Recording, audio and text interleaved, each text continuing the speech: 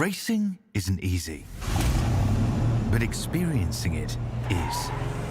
iRacing puts you in the driver's seat with the industry's leading sim racing game. Drive on laser scan replicas of the greatest racing circuits from around the world.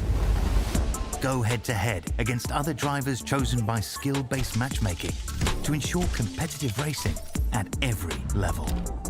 Compete across all your favorite series. In officially licensed cars, engineered to deliver the most accurate driving experience possible.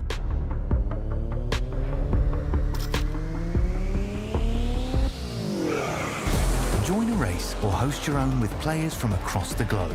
Race against the computer or in a league with friends. Feel the thrill behind the wheel. Visit iRacing.com.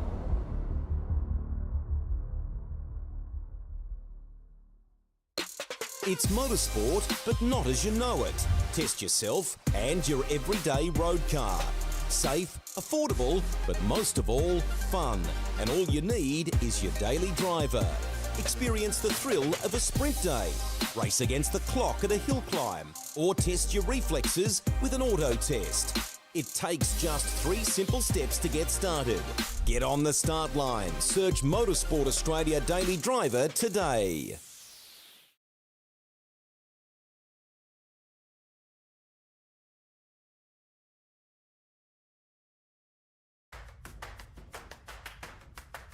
And a warm welcome, ladies and gentlemen, back to SimSpeed TV once again here. Oh, actually, I've just realised what I need to do. Pardon me. Oh, yes, it is all going everywhere. Lovely indeed. Well, thank you all for being here once again, folks, as we get the racing action back underway here on a Friday night. It's round 2 of the ANZ series of Motorsport Australia Esports Next Gen Talent Series, and from the roads and the smooth track up at the Red Bull Ring last Friday night, we are back at the something a little different here tonight with the Detroit Belle playing host to a host of bumpy action tonight. At least that's what we're certainly expecting around this course. Danny Oman back on the commentary once again. I'll be producing the show as well tonight here, folks. Joining us for the first time on SimSpeed TV, we Brandon Stuck alongside me in the commentary box. Brandon, thank you very much for joining us here tonight. I hope you're looking forward to the action, and well, yeah, going from a pretty smooth and high speed place such as Red Bull Ring last Friday night to the concrete canyon that is Detroit Belle tonight is a bit of a tone shift for the series and what we'll see out on track, but we're looking forward to what hopefully will be a good night of racing all the same. Oh, it certainly will, Dan, but I mean, you look at Red Bull Ring, of course, a lot of runoff, a lot of ability to run wide and sort of get a smooth exit here at Detroit. However, it's a little different. Concrete jungle, you can't run wide unless you want to meet the concrete wall. But yeah, look, certainly looking forward to tonight's racing, and given that last time out we saw Rayhan Leonage get 2 wins, we're going to see if he can sort of maintain that momentum here tonight. Certainly would hope so indeed. We'll talk about championship standings in a second there, as well as we have a look here at the circuit from the top on down here at Detroit Belle. Unfortunately, no longer in active racing competition, having been replaced by a temporary street circuit in downtown Detroit these days. But this place has served up racing all across the 1980s, 1990s, the early 2000s, and into 2022 before it was retired from racing competition. So yeah, good couple of spots here for high speed going into turn 3 and turn 7 in particular, but then other parts of the circuit where it is going to be pretty limited racing space, and you're going to have to mind where you find your place on the track around this circuit. Yeah, well, turn 7 through to turn 11, that little section there near the bottom, of course, is one of the bumpiest, because you don't really have a chance to straighten out and prepare for the next corner. It is pretty much one long sweep, divided into 3 or 4 corners there. But yeah, you're right, the long straight down to turn 3 would be an interesting passing opportunity, but so would down to turn 7. But from turn 11 all the way through to turn 1, I think it's just single file.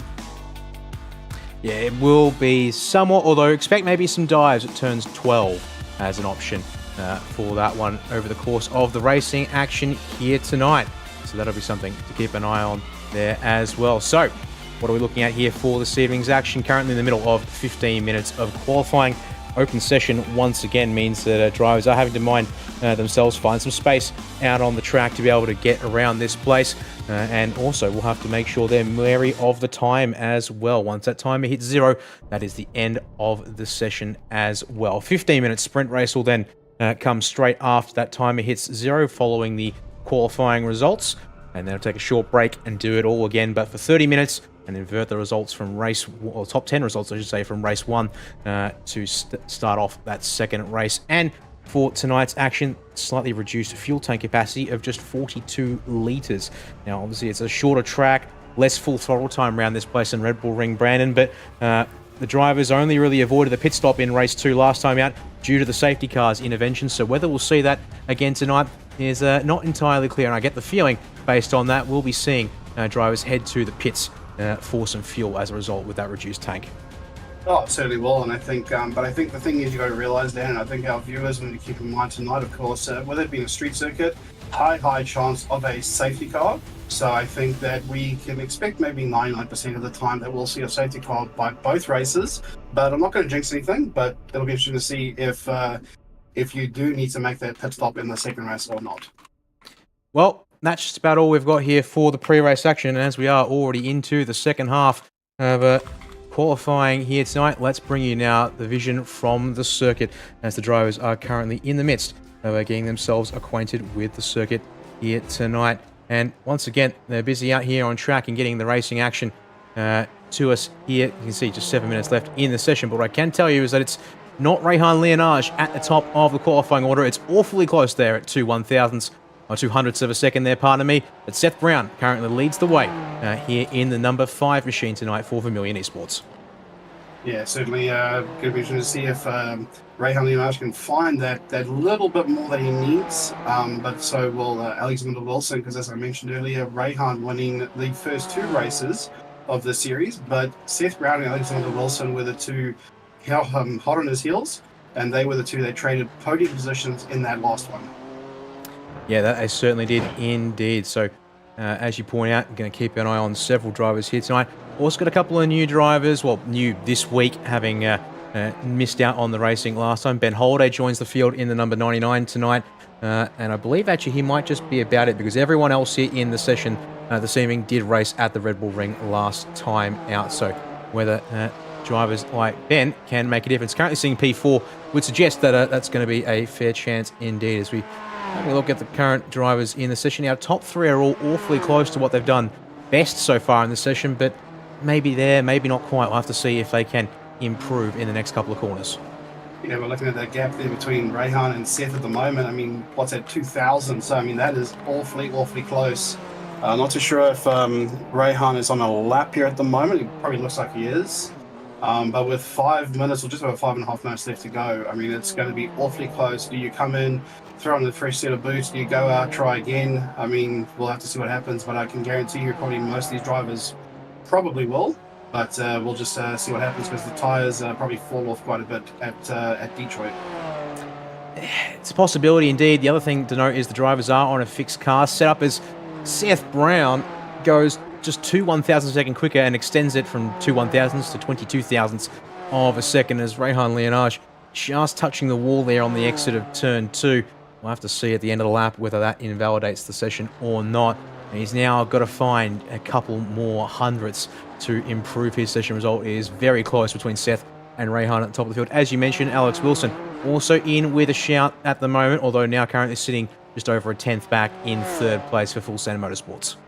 Oh yeah, just saw that at the back of Alexander Wilson. I'm not sure who that was behind him. Just clipped the wall on the exit of turn number 1. But I want to make also another note. I mean, look, now we've got 16 drivers in the field. I think Mark Healy was the late joiner. So you mentioned Ben Holiday joining in the number 99, but we've got Mark Healy as well, currently in P8. Also someone who joined a little bit late as well.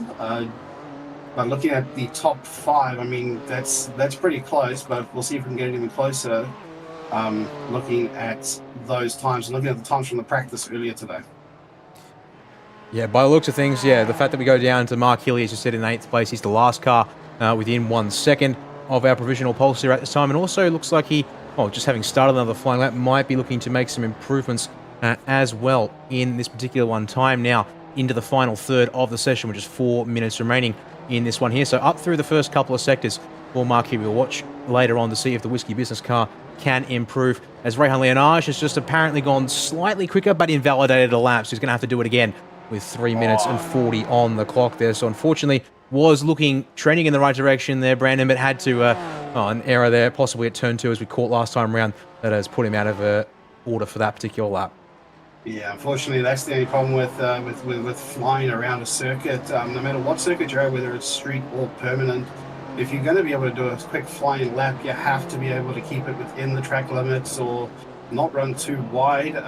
Yes, it may make the lap quicker, but if it's valid, then it will work. But however, if you run too wide and it's invalid, then that certainly would mess with you a little bit mentally as well, having to go down and go try again. But we'll see if Rehan Leonage can repeat that lap time and maybe get a bit closer up to Seth. Yeah, as Ben Holiday here looking to improve as well. And the number 99 as he comes to the line. Timing says 34.108. 125, it finalises that and it jumps to P2. So nice improvement there. Splits Seth Brown and Rehan Leonage. Top 3 now separated by 22 thousandths of a second as he slots in at 19 thousandths behind Seth Brown. That is really good. That's a really good lap time by Ben Holiday. Looking forward to seeing if he can definitely be the dark horse in this. I can see that he hasn't got any sponsors on the car, so it's a plain black BMW. But I think that sort of suits it that he'll be the dark horse in this race, I'm sure, amongst Seth, Rehan, and Alexander. But we'll see if anyone else can also jump in there and spoil the party, as Alexander here is on a lap. And he's about to come around the final few corners and see if he can improve. Riding on board here with Alex Wilson. One of the angles we'll have for you here tonight as an onboard shot.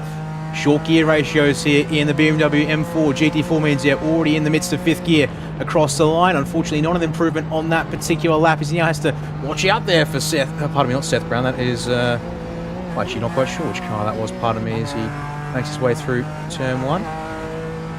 The car has already cleared the circuit, so I've actually missed the chance to catch up on exactly who that might have been there in the certain light blue number 95 on the car, although I think I saw number 4 or something actually on the door. So numbers there not lining up. But now in the point of the session where I have to say you got to be on your final lap or finishing it here. Holiday, for example, comes to the line. What has he just done? No improvement. That'll be him done for the session, with the time going to cut him off before he can get back around to finish another lap. I think the last car to watch will be the 98 machine here of Ollie Stevens, but we'll get back to him in due course as our drivers further on around the lap come around to finish. Yeah, certainly. That's the thing with you got to time it so right, especially when there's a hard cut session, as Rehan Leonage will now come around, and it looks like where is he coming around the final corner now? Will he improve? Well, it's going to cut it close. What's that, 33.9? And that puts him at the top ahead of Seth Brown. Lovely work there indeed. Can anyone catch Rehan to finish lap? Seth Brown in behind, comes across, and looks like that is going to be no improvement for him. Ben Holiday's not on a flyer. It's down to someone like Alex Wilson. Can he improve on this one across the line to maybe try and sneak into the top 3 tonight? Unfortunately, it's not going to be. As Ocean Colangelo just in front in the Team Maxwell's car has jumped up into P4 right at the end of the session there, stealing that away from Alex Wilson. Drives like Beno on the backside of the lap. That's not going to be a chance to improve, and indeed pulls over right as we get to the end of the pit lane. Time hits 0, and that is going to be the end of the session here. Yeah, it certainly was a very close qualifying session. We're interested to see how this race will turn out, especially for Alexander Wilson, who now is P5, and will have to try and make some work to get up into the podium at least, but we'll see how it goes. We'll now bring you the grid here for race 1 based on the qualifying results here for our ANZ E-Series and Motorsport Australia Esports Next Gen Challenge event, with Rehan Leonage making it 2 pole positions from 2 rounds to start off this 3-round season. Seth Brown going to join him here on the front row with a 10th and a half, separating our 2 cars here at the front of the field. Second row is going to have Ben Holiday joining the field in the Orbit Drop Air Motorsport number 99, starting alongside Ocean Colangelo, with that late time from Ocean getting her up onto the second row. Good to see that one there indeed. Alex Wilson going to have to settle for 5th place to start this opening one here, sharing the 3rd row with Joshua Beno in the FCR Sim Sports machine. Now we know the guys here at Freaky Crickers Racing, they've got a fair few drivers in this field tonight. We're going to watch out for them to be able to work together in this race. Ollie Stevens and Mark Healy will make your fourth row of this field to kick things off here in a couple of minutes. Jimmy Peacock and Ryan Taborsi going to round out the top half and the top 10 to boot here as well. P11's going to go to Simon Kaplay with Charlie Croker on his outside for row number 6. 13th place in the hands of Nicholas Wilcoxon. Cooper Friend on his outside in the number 8 to make that 7 rows deep, with your last 2 drivers, by the looks of things here, going to be Jackson Whitehead in the number 9 for FCR Sim Sports and Zach Apostolopoulos in the number 4 machine there. As you can see, it's a number 4 on the door, but also number 95, paying homage to a certain fictional car or two there. Brandon, as well, as the drivers are now in the pre-race briefing to get ready for this one. And what we can do as a result is we'll have a quick look at the Next Gen Talent Series standings following round number 1 of this season. I do so. I'll bring it up here on screen for you folks, and we can talk you through it here real quick as a result. Thanks to strong performance from Rehan Leonage last time out, he is on top of the field and a comfortable, clear, 40 points ahead of Seth Brown and Alex Wilson, thanks to a host of bonus points for him coming out of the Red Bull Ring around Brandon. Mark Huey there sits in 4th, another tie for 5th with Joshua Benoit and Ryan Taborsi, both out of the FCR Sim Sports stables. And then you've got Ocean Colangelo not too far behind in 7th, likewise Chad Williams and only 2 points back. Ollie Stevens and Cooper Friend running at your top 10 out of the 17 drivers who started last week. So it's all close once we sort of move our way past Rehan's gap to Seth and Alex, but any of these drivers here in the top 10 perhaps you're looking to see make some moves up or down the order perhaps coming out of tonight? Well, it's going to be a tough one, Dan, but I reckon we might see, the Ocean Colangelo, I think, might be able to jump up a little bit there, given where they qualify, was it P4? So we're interested to see how they go. And they also have Mark Hillier as well. I think he's going to have a bit of work to do, given that he is a little bit way down. But we'll see how the championship swings after tonight. Sure will indeed. Well, that's going to have to do us there for all of the pre-race stuff, because you can see drivers are now jumping onto the grid to get ready for this race. Final reminder, if you missed some of the pre-race introduction there, it's a 15-minute sprint to kick things off here tonight in terms of the racing action, and then we'll get ourselves into a 30-minute feature after that one there. So the drivers now taking their spots on the pacing grid, and we'll get underway here in just a couple of moments' time.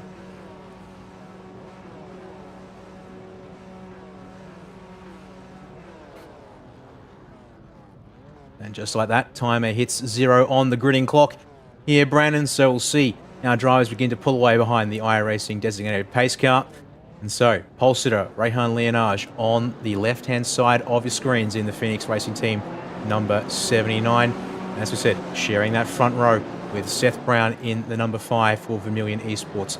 Will it be between these two drivers after a close qualifying order? Can our drivers on the second row, which is Ben Holiday or, Ocean Colangelo, potentially make an impact? And as you also mentioned, of course, cannot discount drivers like Alex Wilson there, who picked up double podiums as well, but now going to have to do it from a little further back here in this first race from Detroit Belle Isle. Well, folks, we are watching along with the YouTube chat. I have to say as well, just real quickly, Brandon, if you're watching along with us on YouTube, we've got live timing available to tonight. It's pinned in the YouTube broadcast chat on SimSpeed TV. I hope to, regardless of where you're watching us from, hope you're looking forward to the racing, and it's almost time to see the green flag. Yeah, that's right, Dan. And of course, just looking at Alexander Wilson's team and their full send motorsport, he's going to have to fully send it to get back up to the podium from 5th. But here we go, pace car is now off. Rehan Leonage will lead the field of 16 drivers to the start. Lights out and we go, and Rehan Leonage, brilliant start. Seth Brown left a little bit sleeping there. Early jump there from Rehan Leonage, had control of the field after the safety car pulled away to the pit lane, and it's been maximised to full effect for your pole sitter as he now makes the run down towards turns 3 and 4. He takes them up with a comfortable car margin. In the background, though, you can see we are dicing and ducking across the road further on back, trying to find a couple of spots and stacking up into turn 3 side by side. Maybe a bit of nose-to-tail contact there. It's going to see a car around, though, in the form of, I believe, Charlie Croker. Yes, it is indeed, and it's going to carry on through turn 4 as well. Oh, that is no good. That's not the way you want to start your race here, especially at Detroit Belle. But can Charlie Croker get it moving? If not, we might see a safety car. I haven't even seen if he's moved yet. And the answer there no, he's still stuck there. Oh. And I think Charlie Croker has escaped to the pits. That he has indeed. He's been cleared away to the pits there, Brandon, by race control, not looking to entertain a lap 1 safety car in this 15-minute dash.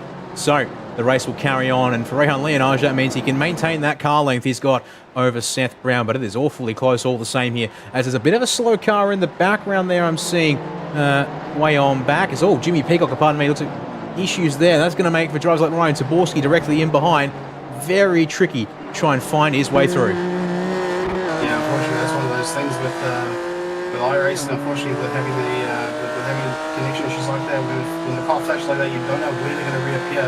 So Ryan Taborski will have to just be careful and be mindful of where that car is, where Jimmy Peacock is. But so far, so good for Rehan Leonage. But look at that, him and Seth Brown. So he's already got over a second to Ben Holiday. Let's see if he can make that gap even bigger to Seth Brown. But Seth's keeping up on him.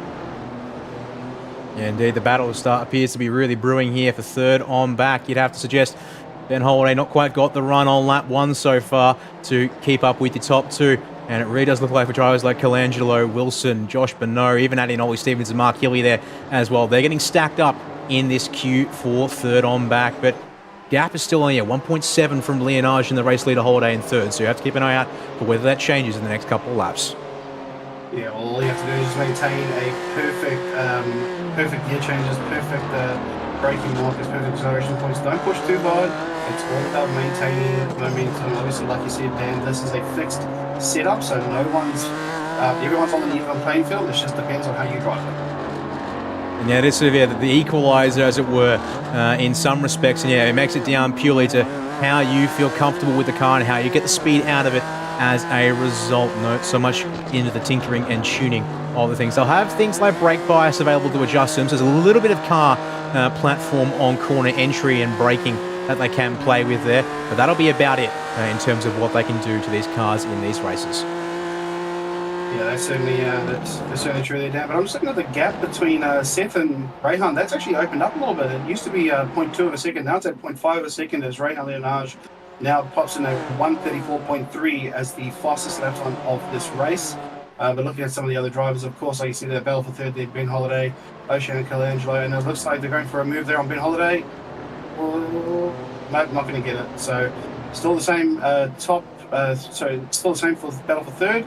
Nothing's changed there, but it is looking very dicey out there today. Close there, to say the least, indeed. Well, as they make their way up the staircase here, turns 4, 5, 6 onto the backstretch here at Belle once more. And try and get some clean power down so they can then actually make the most of it here on the run to turn 7. Not a easy braking zone by most situations here because of the slight curve there on the way into the turner. As there's a bit of movement further on down the order, and actually, unfortunately, it's not movement. It's a car stuck in the barrier. Simon Kaplay in the 66 is parked up there for a moment, and to add to his misery, Brandon, it's a mechanical black flag that now is with him in that car as well. So he'll be having to head back to the pits to fix that one up, and we'll try and go to our first replay of the night to have a look at how that unfortunately has happened to him. Yeah, certainly. Oh, another spin there as he just climbs over the curb, and Simon, of course, trying to get the car back to the pit lane as quickly as he can. Cooper Friend going past him. Here's the replay here.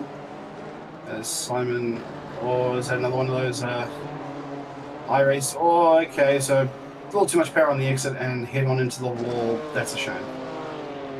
Yeah, definitely a rough day there. For the number 6 driver, the number 66. Here's what it looks like almost. So yeah, as you mentioned, the blinking 23 of Jimmy Peacock is certainly a rough destruction there, but unfortunately all done by himself there on the exit of turn 7. Thankfully stays clear of everyone else there on the inside of the track, but it does mean it's a slow run back to the pits for him. In fact, there he is back live now, still making his way back on the end of his third lap in this race.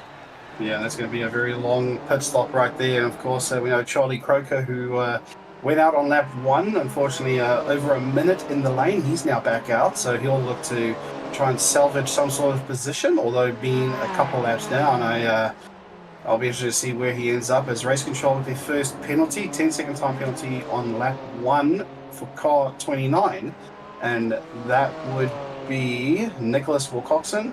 Interested to see for turn 3, so that would have been the spin. which caused Charlie Croker to go out. Believe so indeed. We can bring it up here on the replay as well to have another look at that one there, because we really caught the end of it here. So yeah, Wilcoxon on the outside, Charlie Croker there in the bright yellow machine on the inside. And from that angle there, just as the camera transitions, I'd probably agree with that one, unfortunately. But Wilcoxon just a little too, pushing a little bit too wide on the exit of turn 3. Let's go back again, see if we can jump on the roof of Wilcoxon, which is actually this angle here. You can just see here, trying to get out of the turn. He's up on the curb and just drifts a tiny bit left. So there was just enough space there for him, and unfortunately it causes one heck of a little pile up there in turn 4 to boot. Yeah, certainly will. And I was trying to see who that was that might have been involved. That got caught up in the crash there with Charlie Croker. But Charlie Croker's back out now and circulating once again. And I think Simon Kaplan, might actually be out of the pits right now. Yes, he is.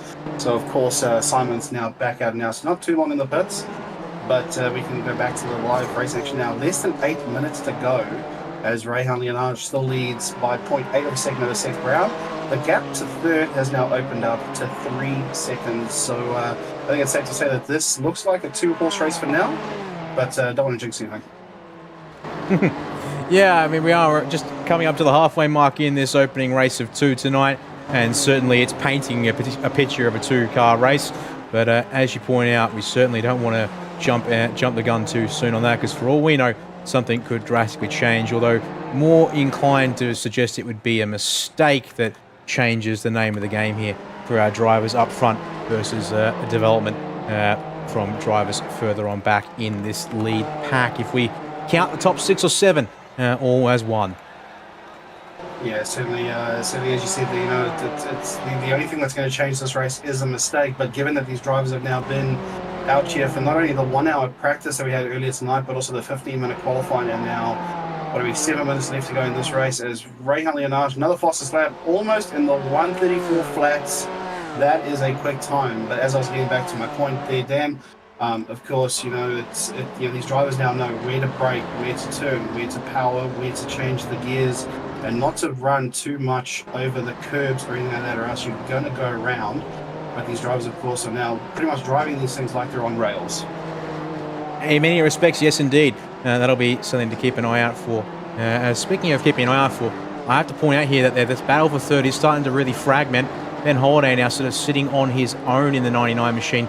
The car behind at the moment is Ocean Colangelo, but the gap is extending at 1.4 seconds between the Orbit Drop N99 and the Team Max Boost 27. If anything, we need to be looking, of course, at these two drivers here together on the screen. They're very much close on the road at this point. Pardon me there. That shows Ocean's details, but we want to bring up also Alex Wilson directly in behind in the Full Send Motorsports number 24 as well. 3/10 as they round this fountain section on the back side of the Detroit circuit here, and getting really close under the anchors as Wilson really trying to find all of the available road to use here as well. Well, Alex certainly looks like he was pushing a little too hard there. Looks like he tapped the wall on the outside, but that is looking very, very close. If Alexander Wilson can keep up this pace, we'll certainly see if they can get the pass on Ocean, but we'll see how this looks. It's coming to turn 1, looks to be mighty close now. And as fast as they're coming around there, Nash even quicker. So he's again dropping he's dropping the mock, he's moving the mocker ever so further away, as Raul Nash of course is showing speed, gap out now 2.4 seconds to Seth Brown, but Alex Wilson now closing real close now on Ocean Colangelo, sorry about that. But of course still looking to try and find a move down. So look here at what it looks like for Alex Wilson up in behind Colangelo, and keeping tabs on Holiday just a little bit further up the road as well as they work up the opening sector here in the staircase, getting awfully close to the apex at turn 6 there, possibly even just getting a little brush of it there for good measure as well. But so far, so good for these drivers, and that's what it looks like if you're staring at Wilson from the front of Colangelo's car, looking backwards as well. Into the turn 7, they close up under the brakes, but no moves this time by anyways, as they come into this fountain section once more. And keep in mind there, Josh Bonneau in the background in the number 6 machine for FCR Sim Sports is keeping these two honest as well. They can't afford to throw everything out over a bit of a scrap here directly between the two of them. Well, you can certainly see it there. Alex Wilson, of course, getting mighty close on the back end there of the 27. But as you said, Josh Bernard, of course, very, very close. And if these two make a mistake at the front, Josh Bernard can jump up 2 positions up to P4. But Alexander, of course, giving it the full send, as his team name suggests, he's full sending it, trying to make a move and get up to P4 and see where he can, see if he can sort of maybe close the gap on Ben Holiday. Or very close out there, out of the exit of turn number 2 as they come down into 3. Working their way down once again. We'll see here what they can do with it. There's no change this time into the third corner. But as you can see, just a little bit closer, I'd say, is Josh Bernard. This could become quite the fight right at the end of it all. Although we're going to have to wait and see if that happens, because it's going to take a bit of time, I think, for that to eventuate here tonight. Yeah, certainly looking very close. That gap, of course, is just maintaining that 0.4 of a second at the moment. But with 3 minutes left to go, it makes you wonder, should Alex take a plunge and try and make a move, or is he getting very close on the brakes, or just about saying hello to the rear bumper of Ocean's car, and certainly coming now through the fountain section, or coming up towards the fountain section, there we go, coming through it, and of course Alex now pushing it a little bit wide. Oh, we've got someone off in the background.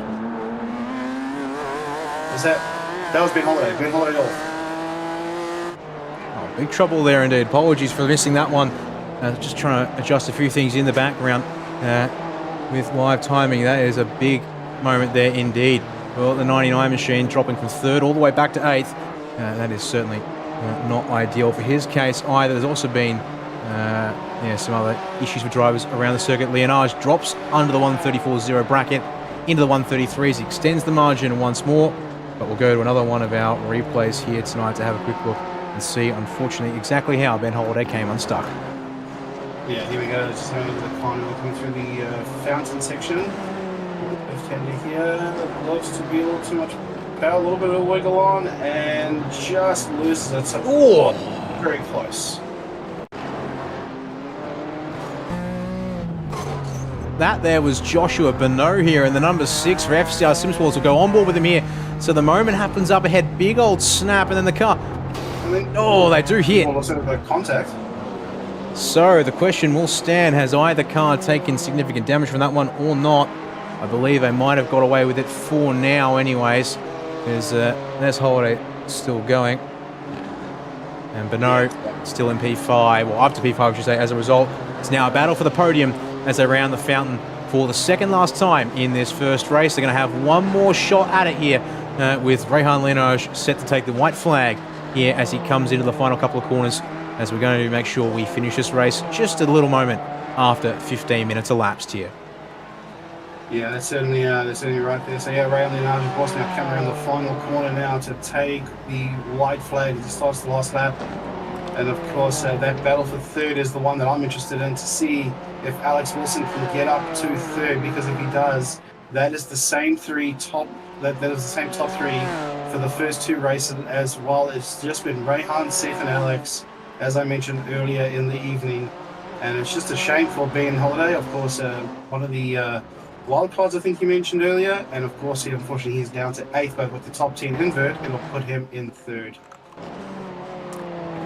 Yeah, not quite a wild card per se, but was missing from the racing action last time out at the Red Bull Ring. So when it comes to fighting for the overall championship, is very unlikely to make big waves as a result of missing 1 out of 3 rounds in this series. But here tonight to have a crack at it, and unfortunately a bit of a solo error there, getting him unstuck as a result. Is the gaps for our top 2, and then you get back here to the battle for 3rd. This is where we want to keep our eyes on, I think, for the rest of this race here. Brandon, there's now 2 drivers fighting over this final podium in Colangelo and Wilson. Come into the fountain section one last time. So far, no moves coming this way just yet, as they stay nose to tail through the back half of this lap. It's going to have to happen, I reckon, at turn 12 now for Wilson, as he sets up in under the gearbox of Colangelo out of turn 11, but it's going to have to be an almighty send under the brakes. Does he try it? No, Wilson stays in for the ideal line, hops the apex curb through 12, tries to find the run through 13. In fact, he's going to get a good run through 13. We're going to drag race this one all the way to the line, folks. Colangelo is going to try and stick to the inside. nose to tail as they come to the line. And it's Colangelo, I believe, who's just held out. No, apologies. Oh, I've just had an issue with the overlays, but I can tell you for results, Alex Wilson has come out by 15 thousandths of a second ahead of Ocean Colangelo at the line there for race 1.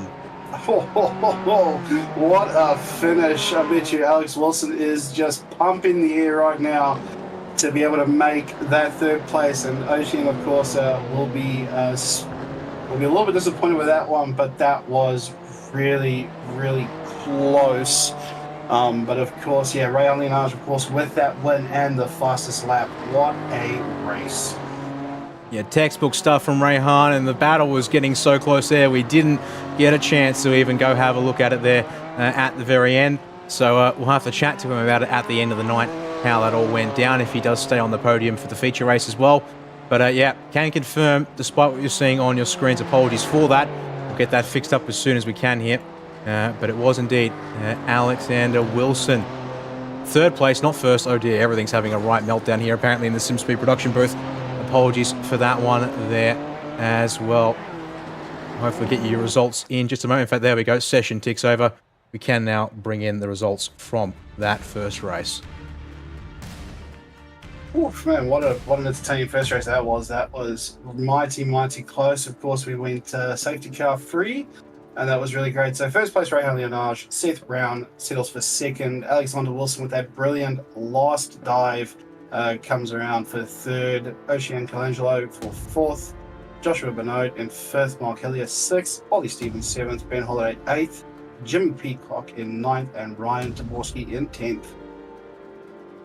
And in behind them, Nicholas Wilcoxon, first car outside the top 10, will have to settle for P11, with the FCR SimSports duo of Jackson Whitehead and Cooper Friend 12th and 13th, and Zach Apostolopoulos, our last driver to finish on the lead lap, in 14th place. Simon Complete, Charlie Croker come home in 15th, 16th lap down, and then I have to apologise there for one of our race control vehicles sneaking their way into the class, not in the Verb Designs Porsche Machine R safety car, but instead actually joining in the BMW M4 GT4 that our competitors are using.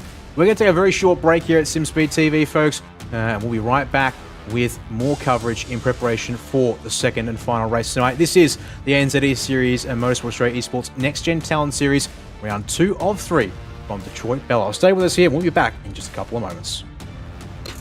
It's motorsport, but not as you know it. Test yourself and your everyday road car. Safe, affordable, but most of all, fun. And all you need is your daily driver. Experience the thrill of a sprint day. Race against the clock at a hill climb. Or test your reflexes with an auto test. It takes just 3 simple steps to get started. Get on the start line. Search Motorsport Australia Daily Driver today.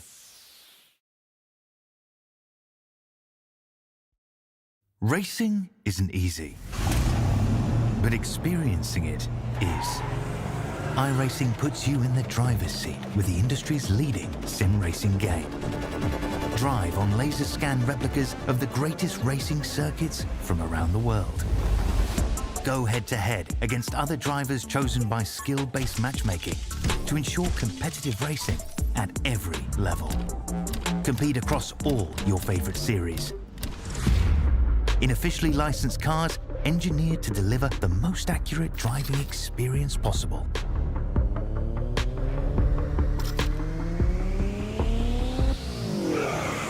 Join a race or host your own with players from across the globe. Race against the computer or in a league with friends. Feel the thrill behind the wheel. Visit iRacing.com.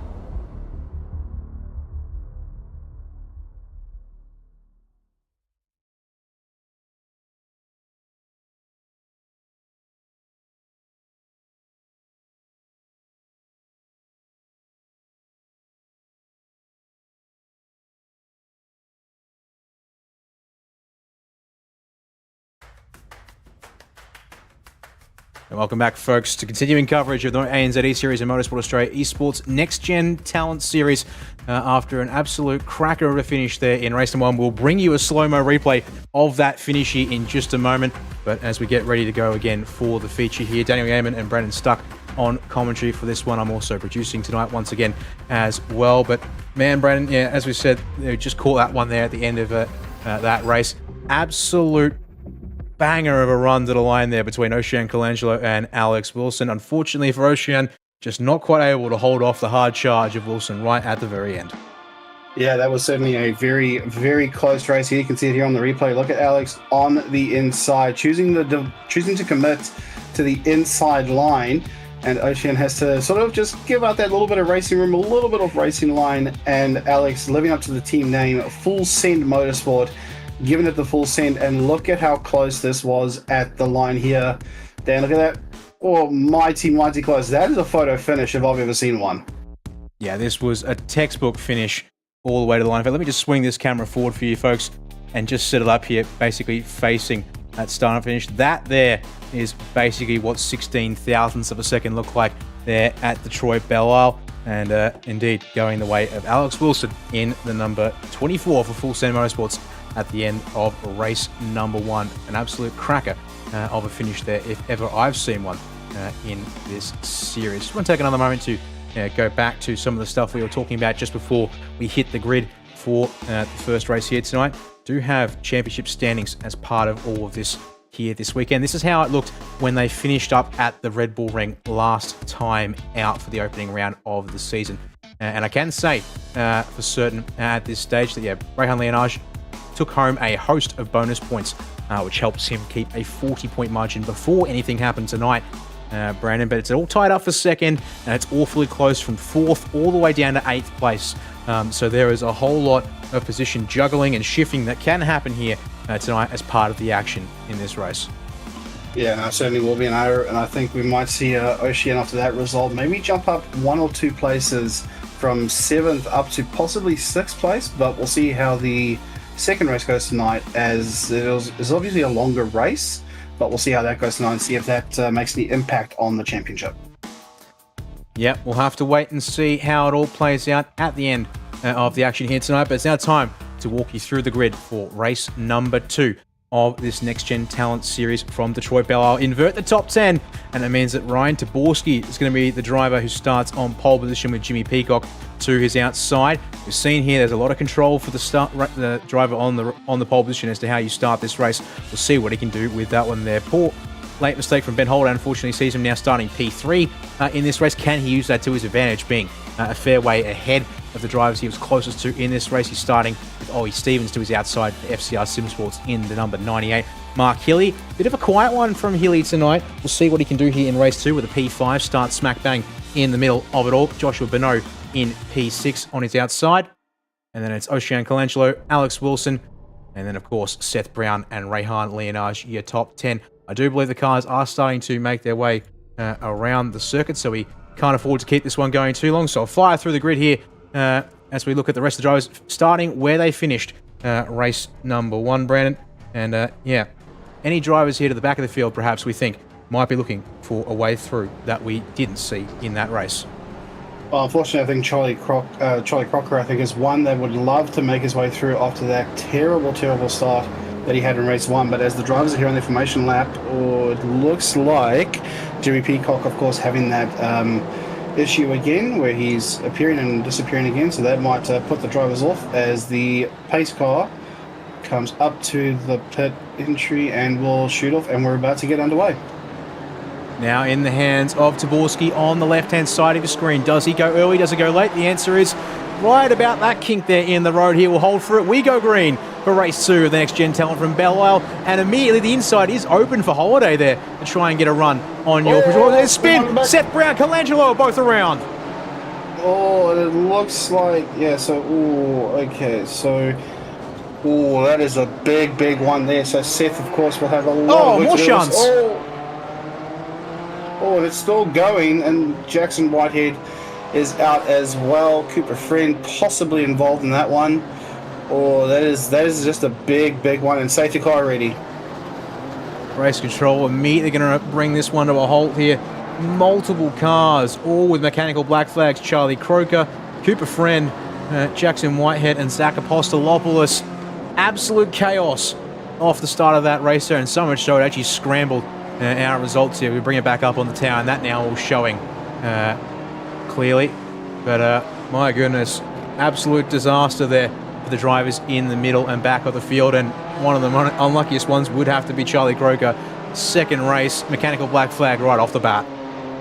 Yeah, that is that is just going to be a night that Charlie Croker would want to forget.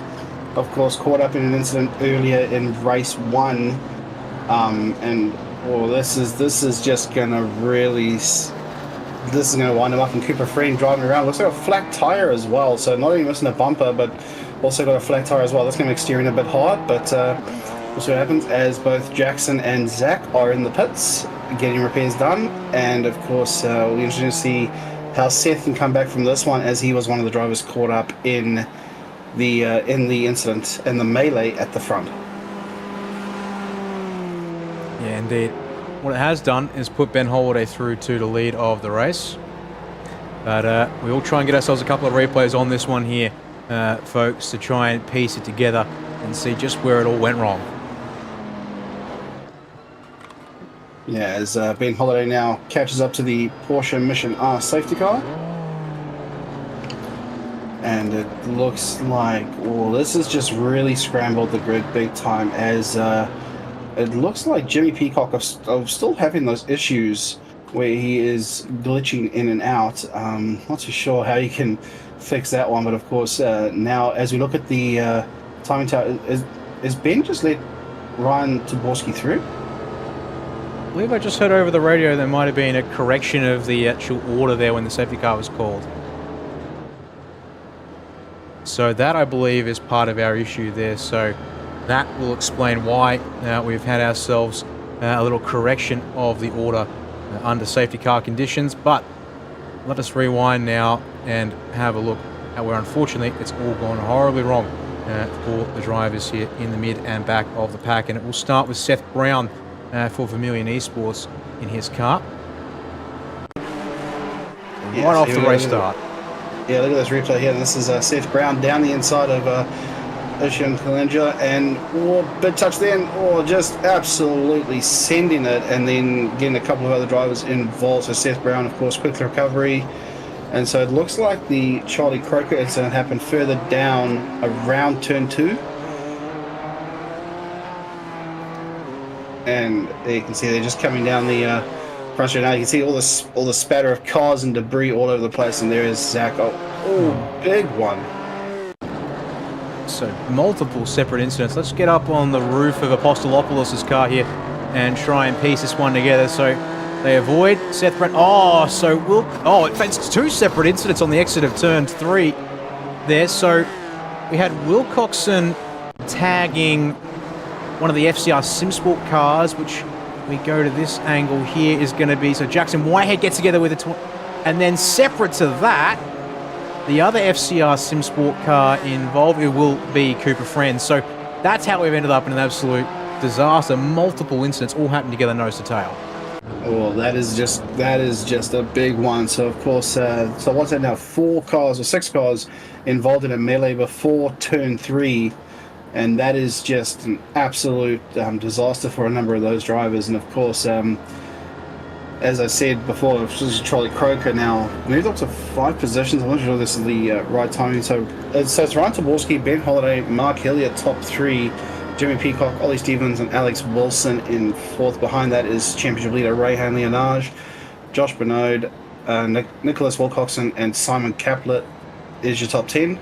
And that is that's a bit of a jumbled order compared to what we saw in race 1. Yeah, it certainly is. The invert 10 has done its trick, per se, with how drivers are going to be going off this restart. But interestingly, good to see Charlie Croker, car repaired, back out on track, but also in front is Seth Brown in the number 5. So having ducked to the pits to fix his own car up, that's going to mean that he's got a lot of extra work to do. Same for Oshan Colangelo here, 13th out of the 14 cars in the safety car queue as well. So that's going to be a potential question mark there as to how these drivers can make their way through the field, and can they do so cleanly after getting together there through turns 1 and 2. Although that was just a big old stack up, I would have to say. It's not necessarily as an issue there. So I'm just seeing here some questions being fired back and around. Yeah, Cooper Friend and Jackson Whitehead both going to get out of the pits with cars fixed. And they are going to join the queue. So it is 16 drivers who will indeed take to the restart of this race. Yeah, it's certainly a very big one now. The drivers can sort of just settle down now with less than 24 minutes to go in this one. The drivers can sort of just settle down now, calm the nerves, look for opportunities. The one I want to look out for here, Dan, is Rayhan Leonage and Seth Brown. They're quite a way back, but we know Rayhan's a tough racer, and we know that Seth is a tough racer as well. And with Seth now got a brand new car under him, essentially having repairs done in the pits, interesting to see if he can jump up the order any further than where he is now. So he's currently 12th. Let's see how far up he can make it. Yeah, I have to say they missed the part where Rayhan has picked up a bit of front-end damage on the 79. I'm going to presume that's happening between turns 1 and 2 with Colangelo and Brown's incident, which would have happened right in front of Rayhan there. I can confirm, as a question that's just gone through, that are there fast repairs? Yes, there are 2, to be precise. So there are chances to get back out there with a damage that would otherwise be race-ending. So it's not all over at the first sign of trouble in this race, as we're about to get ready for the race restart. Yeah, safety car is in this lap. There it goes. There goes the safety car, and Ryan Taborski, a bit of a gap there already on Ben Holiday. Almost jumped the gun is what he did, unfortunately. That's not going to look too favourably upon Racing Control. Luckily, he brought it back as they come around now up towards the final bend to restart this race with 22 minutes left to go on the clock. The green flag order is flown from Race Control as Zaborski puts the hammer down. Try and get this race underway, but straight round the outside into turn 1. It will be Ben Holiday with confidence in the car at cold tyres and low speeds as the field more or less snakes their way through otherwise single file onto the main straight here out of turn 2. And we get this racing back underway here on the streets of Detroit. But it is on up the front, and would appear that drivers here like Holiday and Mark Hilly are going to try to take full advantage of Ryan Taborski's maybe relative trepidation, or at least wanting to ease his way into it there on the restart there and get a couple of those spots. There's his car around in the background there. Benoit's gone sideways. Oh, that is a shame for Josh Benoit, of course, in the FCR. Taborski. Oh, no. Oh, I wonder if there was contact there with Mark Hillier. That was mighty, mighty close. Oh, they were all nose to tail. I wonder if Ryan Taborski had a bit of help with that one there, as Ben now has a bit of a gap opened up to Mark Hillier. And it looks like Rayhan's up to 5th. Jimmy Peacock and Ollie Stevens, of course, 3rd and 4th as well. Oh, that is going to be... Oh, I'm going to see what happened to Ryan Taborski there. As on board now with Rayhan Leonage. Right up behind Ollie Stevens. Oh, that's a bit of a close one there. And coming around now, the final couple of bends. As I come to the final, we're going to start the next lap. 20 minutes left to go. Ben Holiday with a fastest lap, 136.8. So first fastest lap off of the restart. Oh, Peacock in the wall ahead. Oh, okay. So Peacock, of course, not only just with the glitching in and out, but also just tapped the wall there. So Peacock not having the night that he wanted. And here we go, battle, full car battle here. Oh, that is mighty, mighty close. So battle for third year, Alex Wilson, Ollie Stevens, Seth Brown, Rayhan Leonage. This is going to be close. And I have to say there, Alex Wilson taking full advantage of the issue for Jimmy Peacock. There off of turn 2, goes up from past Leonage, up past Peacock, who I believe has also been instructed potentially to pull aside here, and gets a couple of spots. And Seth Brown in the process too has been able to jump up and get spots, as well as they try and clear Ollie Stevens in this battle as they try and get back to racing speed. And Leonage, for all his patience, has therefore ended up at the back of this pack, looking to bide his time as Charlie Croker Moore dropping down the order again. It's on the exit at turn 7. Has ended up backwards. That is a real shame for Charlie Croker. Oh Some no, damage. the rejoin's causing a bit of grief. That's a pardon. Yes, Taborski, I believe, is that down there. Comes onto the scene at the wrong time. Oh, that was Taborski there. Sorry to get over the top of you there, Dan, but yeah, unfortunately, Ryan Taborski, of course, now trying to recover and get some positions back, missing the front bumper. As another Foster's lap, Ben Holiday once again 134.5, so he's getting up there. Jimmy Peacock now in the pit lane, and it looks like Charlie Croker might also have a flat tire. He's barely able to drive as Cooper Friend, mechanical black flag. Yeah, and he's been involved in something with Croker there on the backstretch run. I believe Peacock has been ordered to park up the car, and that's why he's come into the pit lane. The connection is too unsafe to continue with, but yeah. Drivers falling over around each other here, it feels like, in this race to try and sort themselves out in this one. Next battle pack on track here is just starting to build up behind Simon Caplay. Ocean Colangelo has had a bit of a quiet start, unlike Seth Brown, and as a result is going to have to try and work her way through in due course. Yeah, this is going to be an interesting one here. Of course, it looks like Nicholas Wilcoxon. I'm not sure if it's... Yeah, he's also missing the bumper. So, of course, he was involved in a bit of the scuffle and a bit of the chop and changing around earlier in this race. And, well, that is just... Oh, this is just all over the show here, Dan. I mean, look, it's just been a destruction derby sort of event here. As, the Josh Bonneau right there and Jackson Whitehead to FCR Sim Sports cars, trying to make their way around the Detroit Belle Isle circuit. And this is what you can expect from a street circuit here, Dan, especially one like Detroit. Yeah, this is what you would expect indeed. So let's try and take a moment here, though. Back to Rehan Leonage for a second. He's up behind Ollie. He's actually got to be quick about this because you can see here, gap is opening up ahead of them.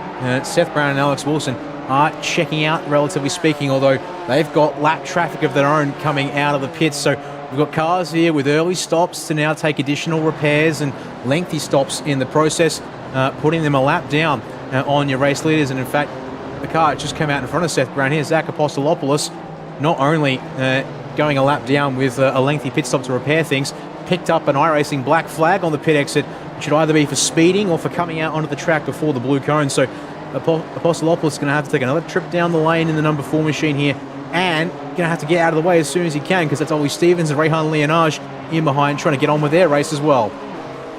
Yeah, that's unfortunate right there, especially when you spend such a length of time in the pit lane.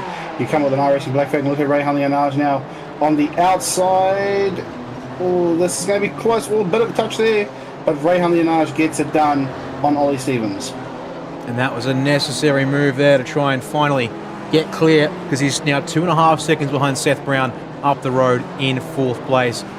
Likewise, similarly for Ocean Colangelo, needs to be able to get through here on Simon Caplay as soon as she can, because you had the pace we saw there in race 1 to fight for the back end of the podium, but right now sitting down in 8th place and hasn't really made massive inroads just yet.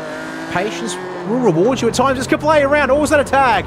Didn't quite see from that angle there. That's going to have to be another one that goes to the replay, I think. Oh, that's going to be one that will definitely go to race control as well. Race control will definitely look at that one and see if OCM was at fault for that one, if there was a touch involved, as we take a look at the replay. And, oh, yeah, just a little touch on the bumper. That's definitely a tag, which is a right shame there for Colangelo, but a mistake was made, so going to have to now own up to that one there indeed. Yeah, unfortunately, Ocean Colangelo will have to take that one on the shoulder and just carry on through, as unfortunately she has just caused that one. But Ben Holiday out in first, Mark Hillier, Alex Wilson, Seth Brown and Rehan Leonage, that is your top 5. And this is going to be interesting to see if Rehan Leonage can catch up, but we'll see if the other drivers can take advantage of that safety car and not pit, or would they have to go into the pits to maybe top up a bit of fuel? Yeah, that is the other question that remains in this second race. Another safety car intervention in the feature, like we saw at the Red Bull Ring, may just save them from needing a pit stop, but the 5% fuel cap reduction has equaled also a near-on 5-litre fuel reduction that the drivers are starting with in this feature here tonight. So Will that 5 litres less still force him to the lane? I think it might just. We'll have to wait and see as the battle is starting to firm now in behind Mark Hilly. Of course, it's primarily on now between Alex Wilson and Seth Brown for 3rd place. Oh, this is going to be a battle as well. As you can see, Seth Brown really up the backside of Alex Wilson right now, looking for a move on the outside into turn 3. Or lock deeper on the brakes is Seth. Is he going to make it? Oh, that's mighty close. Runs a little wide over the curb. And still too wide as they're going to 4. And Seth gets it done.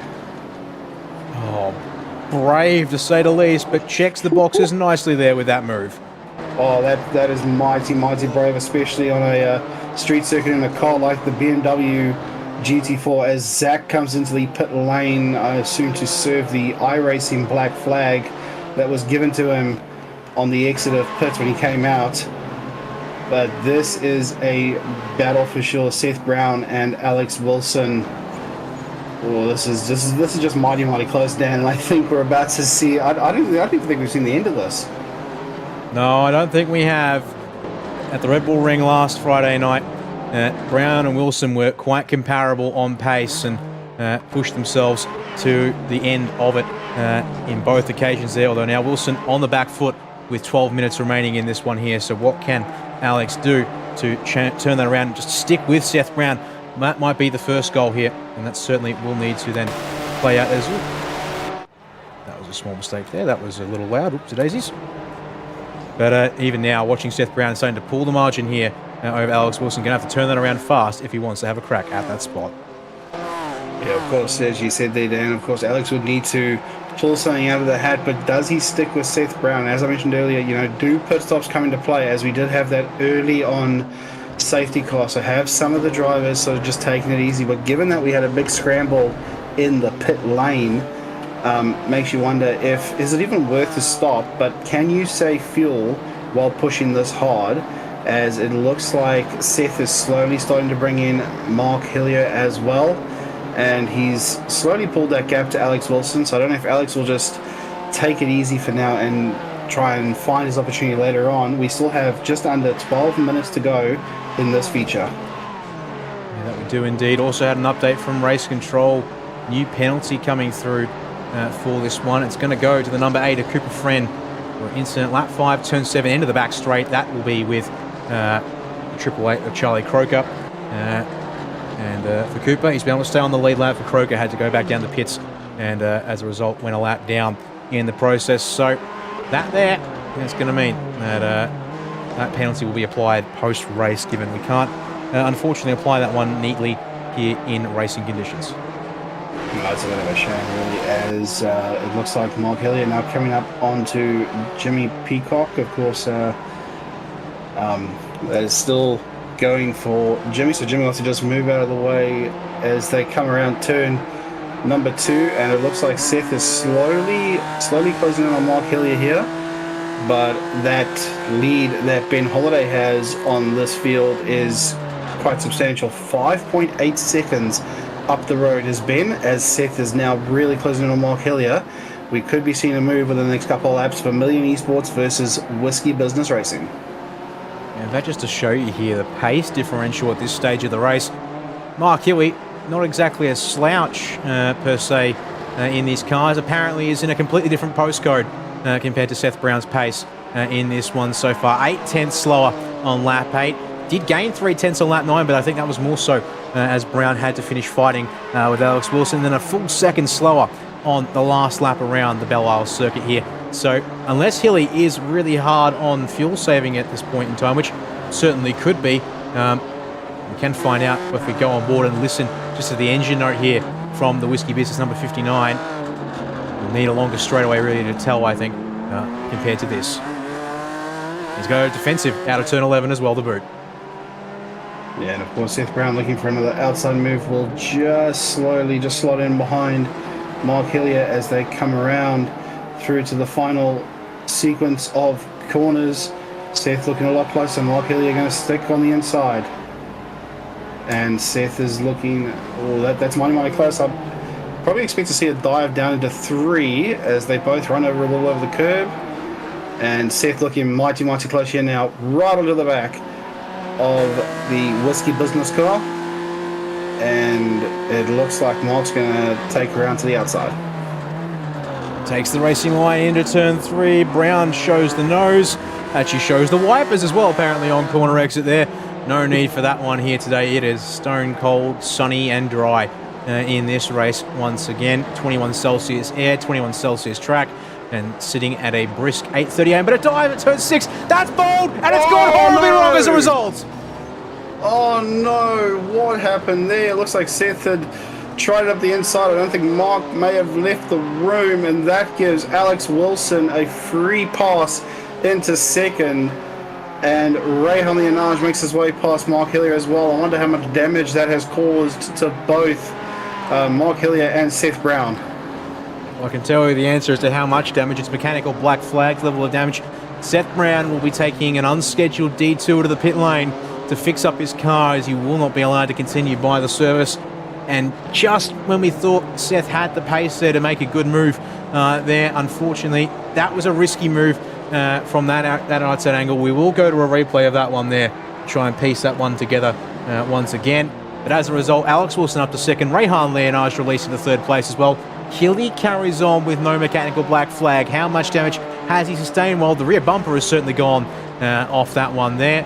So, going to be all eyes on, can Mark maintain this pace and settle in for what might have to be fourth? Well, that's all a bit of a slide out there coming out of turn number 2. I'm not so sure if that damage has caused any other handling issues, but here we go. Seth looking for a move, diving up the inside, and just clipped the wall by the looks of it, and just sent them both off. Here we go, on board now. And just a touch into Mark, which caused it to go into the wall and send the BMW up high. And unfortunately, that's all she wrote. Risky business indeed. Trying to go for a move there up the inside at turn 6. He was there, so whether that was sufficient overlap and whether it was done so in time, that'll have to be left to the stewards in race control as to how that all is determined, because that there, when just looking at it on broadcast with one short replay, that will take a bit to pick apart, I think, rather than my 2 cents from the commentary box, at least anyways, because, I mean, for me, Brand's a very risky move at turn 6, but he might have been there as far as the racing room requirements needed. Yeah, no, that will be a tough one to call, but like you said, the stewards in race control, they can make that decision. I'm so glad I'm not in the stewards race control. I can tell you that right now. I'm not looking forward to wanting to make that decision and make that call, as Nicholas Wilcoxon and Jackson Whitehead coming up now 8th and 9th as they come up to the final few bends. Nicholas missing the front bumper as he now comes around the final corner now, as there it is, race control. No further action is the call. Well, no further action. Okay, sorry. I was just trying to read what that NFA was for, but no further action. So that'll be an interesting call right there.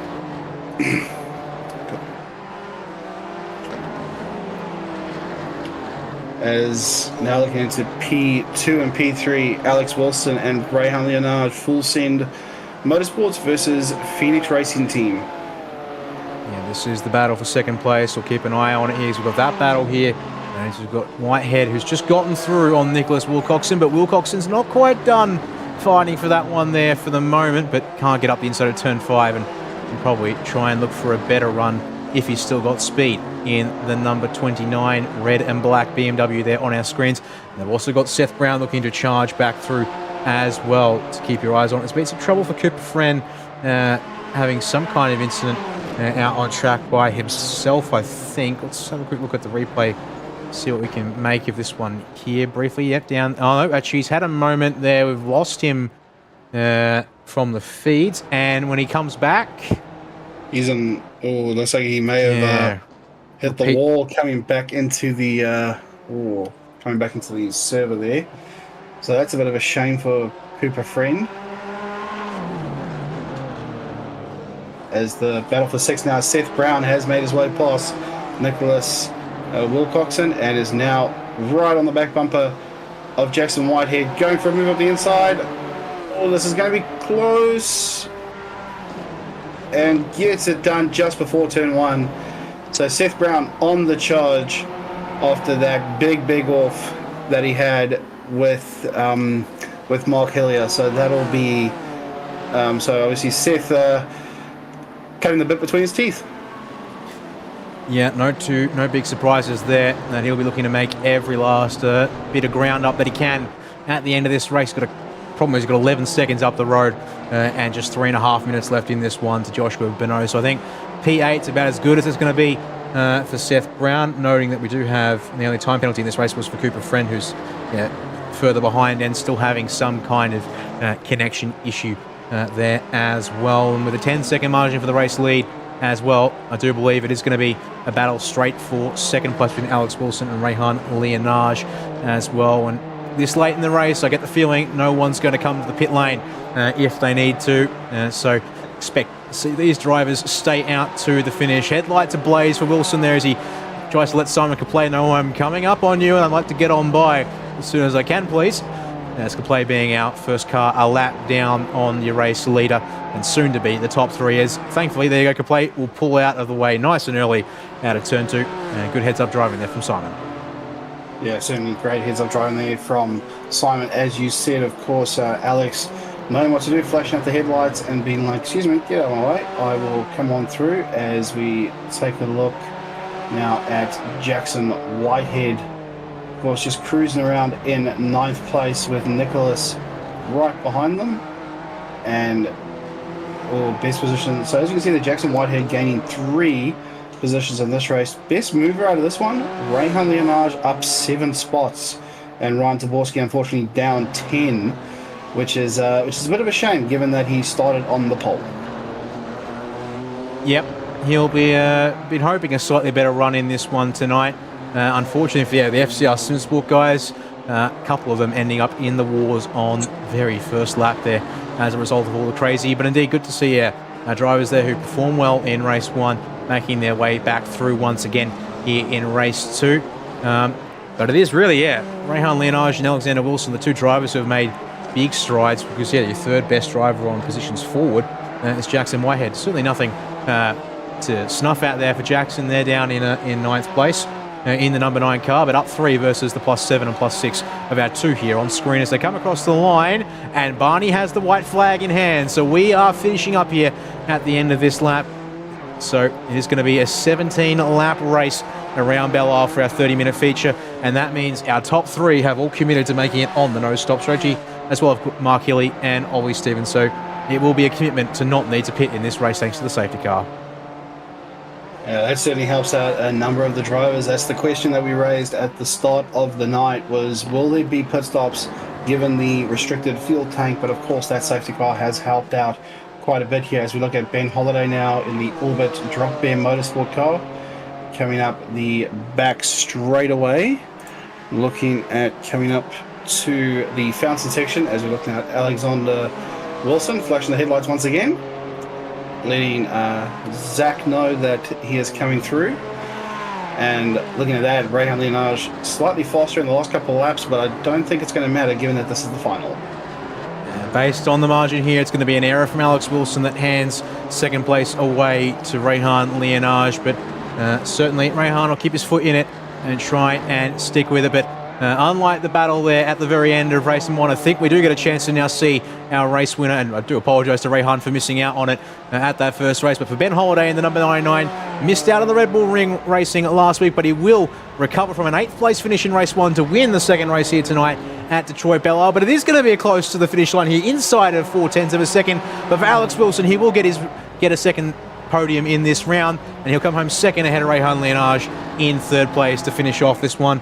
Mark Hilly in behind in P4 for the Whiskey Business Racing 59, and Ollie Stevens will hold on to a top 5 finish for FCR Simsports as the rest of our drivers then come across the line all fairly spaced out at the end.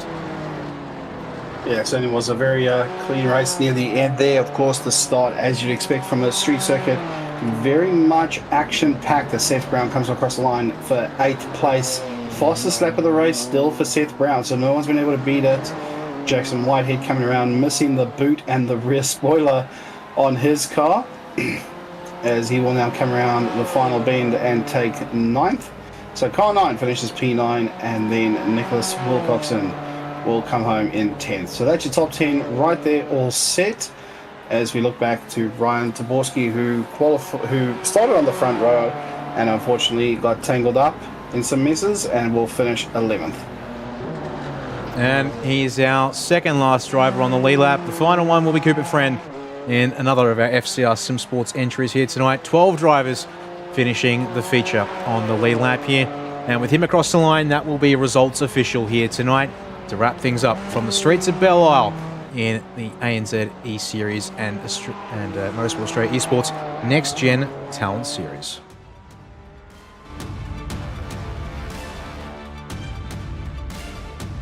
Bringing out the race results on screen here, and indeed an 11-second margin for Ben Holiday over Alex Wilson as the gap closed inside of 0.3 of a second there, but Rehan Leonage not quite able to get there to the line. We'll have to settle for a third place finish in the feature here tonight. Mark Hill, as we sit there, coming home in what looked like a sort of a quiet 4th place. Likewise, Ollie Stevens, a bit of a margin around him there in 5th. Ocean Colangelo, after getting tangled there in the lap 1 turns 1 and 2 incident with Seth Brown, and I believe it was one of our FCR Sim Sport cars there at the start of the race, recovers to P6, which is a good sign there, but unfortunately not able to carve her way through like some of the other drivers around her did, but kept it clean after the restart at the very least. And then for Josh Bonneau, Seth Brown, Jackson Whitehead, and Nicholas Wilcoxon, they are the drivers who space out and round out the top 10 here in this second running event here tonight. And then your last 2 drivers, as we said, finishing on the lead lap, Ryan Taborski and Cooper Friend in the number 26 and 8 machines there indeed. Your 2 drivers finishing a lap down, Simon Kaplay and Charlie Croker in the 66 and 88 machines. Zach Apostolopoulos and Jimmy Peacock finishing 2 laps down there at the end of it all, but I do believe they stuck it out to the end there, Brendan, so that's good to see from those guys indeed. Well, it certainly is, Dan, and I'm sure that Jimmy will try and find a way to get that internet connection sorted for next week as we go to Spa. But of course, certainly tonight was not the night for a couple of the drivers, but certainly was an exciting one nonetheless. Speaking of which, before we talk and wrap up the final, or think about the final week of racing here, turn to our post-race interviews to start wrapping up tonight's content, and that begins with talking to the driver who came in. Well, I was going to say first, but his microphone is muted. We'll see if he unmutes his mic when he joins us here now as we bring Ben Holiday into the broadcast booth. And Ben, if you've got us here, congratulations on getting home here on the top step in race number 2 tonight. Unfortunately there, rewinding to race 1, you were sitting in a podium spot, but it all came unstuck there up through the fountain section late on. Yeah, thanks for that. Just a loss of focus a bit through the fountain section. Yeah, so warm in Adelaide right now. My room, I think, thermometer says it's 35 degrees in this room. So it's not a pleasant experience, but I'm just glad that I was able to keep it clean second race and get to the end in P1. Yeah, the action tonight in race 2 seemed to be behind you, thankfully, which may have helped a little bit there, but you had clean pace, and for the drivers behind you, we did hear some reports of damage. They did have damage on their cars tonight, but was there any change to the mentality for race 2 after that safety car reset things there early on? Yeah, I mean, during the break between races, I just took a moment, sat myself down, eased it up a bit, and just tried not to overdrive for that second race, because I knew if I could get through top 2 cleanly, I'd be able to maybe pull away. Well, it worked out for you there indeed. Unfortunately, we missed you last week out, which means for championship standings and the series as a whole, it's going to be a bit of an uphill climb, to say the least, for you there. But that's strong work there tonight for you. So going into the final race, will we see you next week at Spa for the final round? And if we do, what can we expect from you in terms of your thoughts on the car track combination? I mean, I'm hoping to race the last round. I potentially have some other real world racing commitments to be at. But I love Spa, I love this car, so I'm hoping to be there. Well, fingers crossed then we can see you there, be a competitive member of the field once again. As we saw here tonight, floor is yours. Who do you want to thank for helping you get it done tonight? Love to thank Esports team Orbit Drop Bear, my dad, my mum, other people that have helped me, like Dave Serra, Kart Class, everyone. Everyone's so amazing. Guys for racing today. I reckon that's all. Thank you very much for having me. Not a problem there. Ben Holiday, our race winner from the feature here tonight. And despite finishing 8th in race number 1, might be on with a fair shout of a solid round result as well. We'll head to the man who came home second in this race here tonight. It was Alex Wilson in the number 24 Full Send Motorsports car. And I'll hand to you, Brandon, and have a chat with him here. As been reminded in the YouTube chat as well, it's another same set of results. 3rd in race 1, 2nd in race 2. Yeah, thanks, Dan. Hey, Alex. Good race tonight. Both races. That first race, I want to talk about that move that got you into 3rd. That was Full Send. You lived up to the team name right there. Yeah, I don't know how I did that really. I just tried to prioritize the exit, try and get a run. Worked out. I saw Ocean was trying to go to the inside, but I really wanted that inside line. I looked at it afterwards. I was pretty much touching the wall, so a bit scary, but just really glad I got it done in the end, just barely. Well, we had a look at the replay after that race, and we saw how close it was. It was a photo finish. I think if that was a photo to be printed and put it up on the wall in the man cave, I think that would be one to do. But looking at race 2, 2nd place, you kept it clean, you kept your nose clean, and you kept it tidy. How was that one for you in that race 2? Yeah, it was a bit stressful. A bit like a few touches of the wall here and there. A few near misses as well with a few crashes, especially on the start. That was a bit scary. Other than that, pretty lonely race, I'd say. Just mainly trying to chase down Ben in the lead, but fortunately couldn't do that because I had a bit of damage to my car, I believe. That's what my engineer was telling me, and I was losing lap time, so that's unfortunate. Well, still a good result, of course. Now, this makes it 4 podiums in a row for you, given the results from last week as well. Is there anyone you want to thank before we let you go? I just want to thank my team, Full Send Motorsports, all the boys and girls behind racing, our sponsors, Dubby, Speed Secrets, and Amy Hyde Photography for giving us like the funding and stuff, and just my family and any friends at home who are watching me and cheering me on. Thank you. No worries. Well, you have a good night, and we'll see you at Spa next week. Thank you, you too. And with that, one driver left to talk to here this evening, the man who finished in 3rd place in the feature race, Rehan Leonage. Looking to make it another strong round for you there. And you started off on the right foot, Rehan, with pole position and the win in the first race there. But the invert top 10 tonight really playing some havoc there for our drivers in that front half, trying to get underway there. Yeah, first race was good. All through quali, I was struggling to find the pace, and then all of a sudden the lap came, and then that flow stayed in the race as well, so I put some good laps in that. But then the second race, invert top 10, I think there was an incident like turn 1 or something on the first lap. I had a bit of damage from that, and then it was just tough battles from that as well, and someone else had some internet issues or something, so that was tough to get around as well. Yeah, it was definitely a full hand of cards to have to deal with here in terms of obstacles and challenges tonight. Indeed, we counted 3 separate incidents in turns 1 and 2 on that first lap of race 2. So it was a busy one there for you guys trying to get through it all. As a result, once again, the safety car comes out in race 2 despite a slightly lower amount of fuel available tonight. Looks like everyone able to get through without needing to stop. Did the safety car change that once again for you there, or were you going to be home pretty safe thanks to Belle being a bit slower of a track, less fuel burn regardless? I think we're pretty close without the safety car. It would have just been depending on how quickly we get through the field and also what the fuel burn was like doing that as well. But then the safety car just reassured the no pit stop, which took a bit of stress off it, I think, and then just let me focus on the race. Well, we'll see if we get a pit stop at all. We've only got one final race to really see that in action, though, and thinking of next week, Spa-Francorchamps, the venue we will see for the final round of this Next Gen Talent Series. You are now in a very strong position to be able to walk away the winner, but we still have to get through next week's racing. You've done some driving at Spa recently, although that was once again in the V8 Supercar, at least the one that comes to mind for me anyways. So, actually, pardon me, I might be getting all completely crossed up. So, ignoring that. What do you think about the combination? Also, the fact that we are going to the updated rescan of Spa-Francorchamps with these GT4 cars. Yep, so you are right in the Spa and the V8 supercar, just not for whatever you're thinking. It was just for some officials, I think. So I sort of got a bit used to the new scan. It's somewhat different, but once you get used to it, it's fine. I think this car will do pretty well there, and in terms of pit stop, that track should use a lot more fuel because it's a lot more on the throttle, so I'm hoping that will produce some strategy. Well, that would be fun to watch. But then again, the safety car is itself a strategy element in its own, you'd have to say. Well, before we let you go, once again, Rehan, who do you want to thank for helping you get it done here tonight at Belle?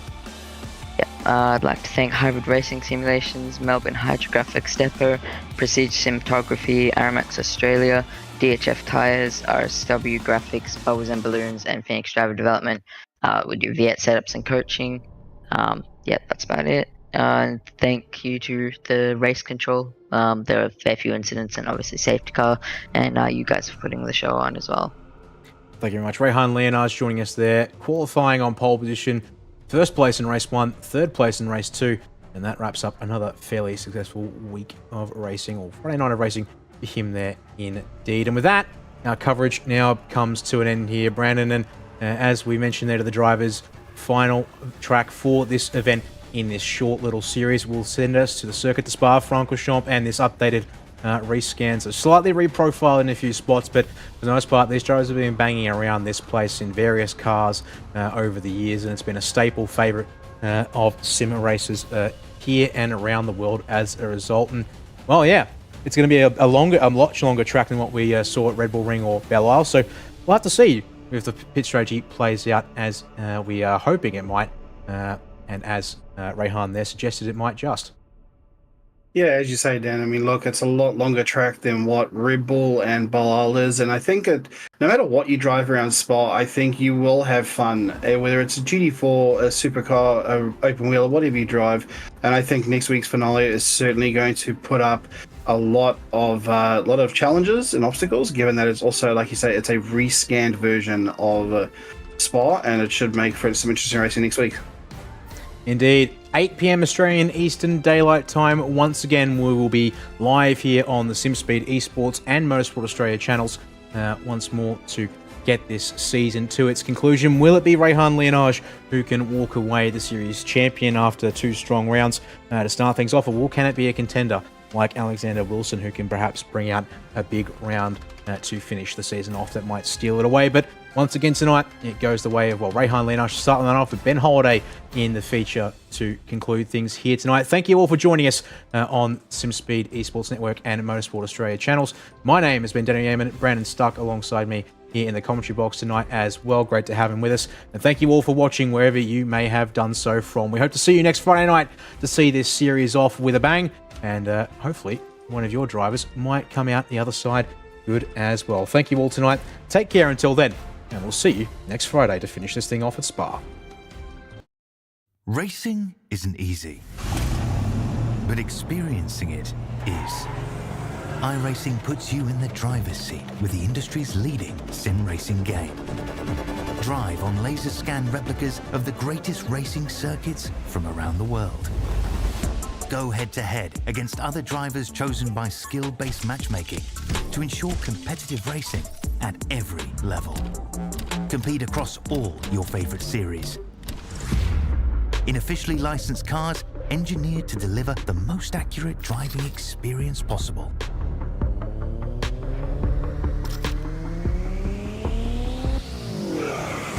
Join a race or host your own with players from across the globe. Race against the computer or in a league with friends.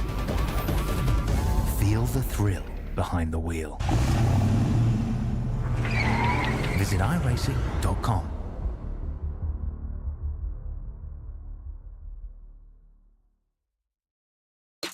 It's motorsport, but not as you know it. Test yourself and your everyday road car. Safe, affordable, but most of all, fun. And all you need is your daily driver. Experience the thrill of a sprint day. Race against the clock at a hill climb. Or test your reflexes with an auto test. It takes just 3 simple steps to get started. Get on the start line. Search Motorsport Australia Daily Driver today.